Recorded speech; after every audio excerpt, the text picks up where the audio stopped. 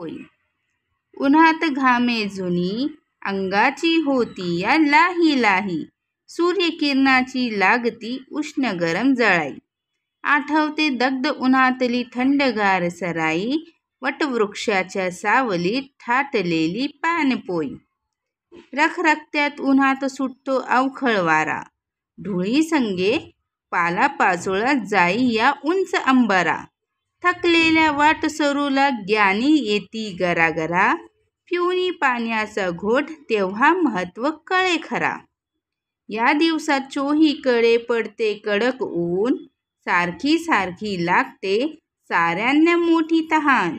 पिण्यास ठेवतात पाण्याने भरलेले रांजण.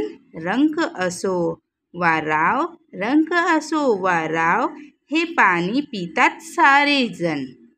झाकलेला लाल कपडा गार पाणी रांजणात. भरपेट पाणी पिऊनी तृप्त वाटते मनात. धन्य असो ज्याने थाटीली ही पानपोई उन्हात.